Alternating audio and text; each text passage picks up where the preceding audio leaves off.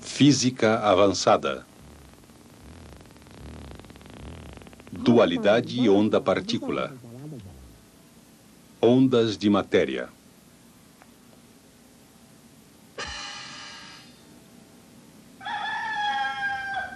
O que exatamente é a luz? Atualmente, os cientistas precisam de dois modelos para explicar a luz e outras formas de radiação eletromagnética: ondas e partículas. Modelamos emissões de rádio por ondas porque elas claramente demonstram características de onda, como interferência. Mas a radiação gama apresenta poucas características de onda. Fótons gama isolados podem ser detectados com um contador Geiger. Às vezes, são necessários ambos os modelos. Por exemplo, fótons isolados de luz passando por um par de fendas eventualmente produzirão um padrão de interferência característico.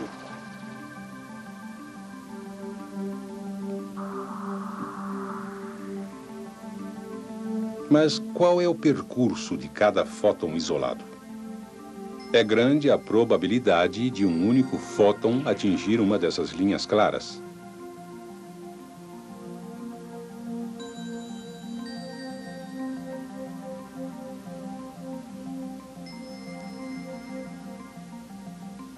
Para realmente calcular o formato desse padrão de probabilidade, devemos usar o comprimento de onda da radiação.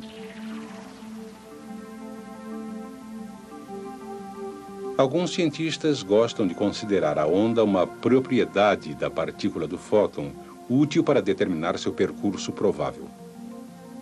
É estranho que o modelo, a partícula, de alguma forma depende de outro, a onda, para explicar o comportamento da radiação. Tão estranho que um aluno de pós-graduação apresentou uma hipótese ousada. Louis de Broglie sugeriu que partículas reais, um grão de poeira ou uma maçã, podem se comportar como ondas. As implicações da ideia de Broglie parecem ridículas. Pense no dia em que Casey, o grande jogador de beisebol, rebateu para fora.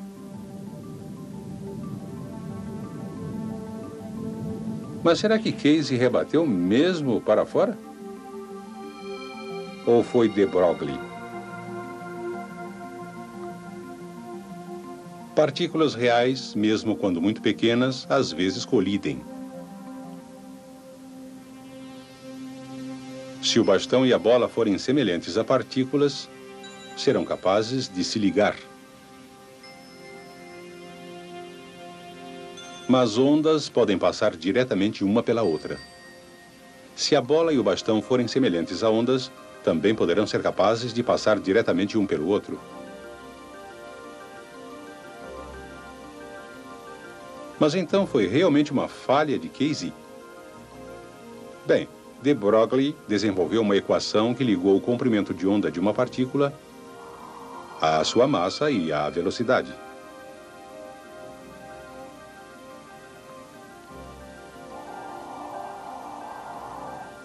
Esse comprimento de onda de Broglie pode ser usado para determinar se o comportamento de um objeto será similar ao de uma partícula ou similar ao de uma onda. Vamos examinar as implicações. Considere o bastão um obstáculo e a bola uma onda que se aproxima. Experiências com ondas mostram que se o comprimento de onda for muito maior que o obstáculo, as ondas são difratadas facilmente ao seu redor.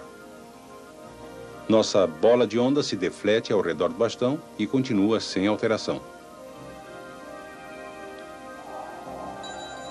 Mas, se o comprimento de onda for muito menor que o obstáculo, ocorre menos difração e aparece uma região de sombra atrás do obstáculo. Nossa bola de onda não consegue defletir ao redor do bastão. Então, o comprimento de onda de Broglie é o de uma bola grande ou pequena. pequeno. Tão pequeno que a bola não pode sofrer difração ao redor do bastão se estiver dirigida diretamente para ele. Os dois colidem exatamente como seria de esperar. Ou, pelo menos, deveriam colidir, se Casey estiver com o bastão no lugar certo. Para aumentar o comprimento de onda, devemos reduzir a massa ou reduzir a velocidade. Que tipo de partícula poderia ter um comprimento de onda de de Broglie suficientemente grande para que sejam observados efeitos de onda como difração e interferência? Vamos considerar uma das menores partículas, um elétron. Quanto poderia ser seu comprimento de onda de de Broglie se sua massa for 9,1 vezes 10 a menos 34 quilogramas?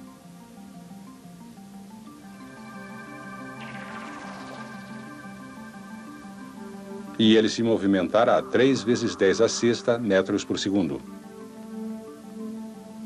Embora esse comprimento de onda pareça pequeno, não é menor do que um de raio-x. Parece incrível, mas podemos demonstrar a natureza de onda dos raios-x usando um cristal de sal. Os átomos do cristal se alinham para produzir uma série de fendas, dispostas em duas direções. Os raios-x que passam através do cristal de sal produzem este padrão de interferência.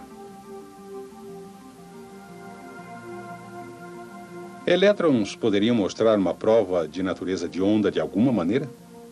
A resposta é sim. Partículas de elétrons que passam através de um cristal produzem um padrão de interferência muito similar.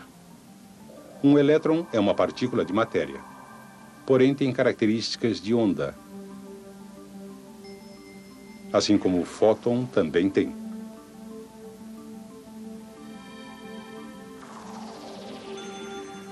Então, existe alguma diferença entre uma partícula de elétron e um fóton de raio-x? Existem diversas diferenças importantes. Uma das mais óbvias é a velocidade. Para ter um comprimento de onda de de Broglie similar ao de um fóton de raio-x, o elétron deve se mover cerca de 3,6 vezes a sexta metros por segundo. Por outro lado, no vácuo, a velocidade de um fóton de raio-x é quase 100 vezes maior. 3 vezes 10 à oitava metros por segundo.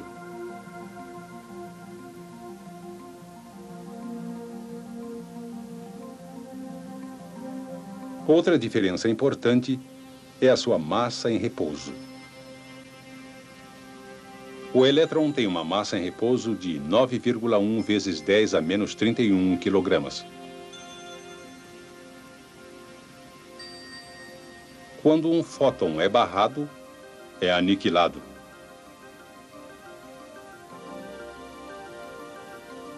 A luz é como uma partícula, mas não é uma partícula. Embora de Broglie tenha demonstrado que as partículas e as ondas são relacionadas, quando passamos para a radiação eletromagnética, os modelos continuam sendo só isso: modelos. Sabemos que a luz é como uma partícula e que a luz é como uma onda.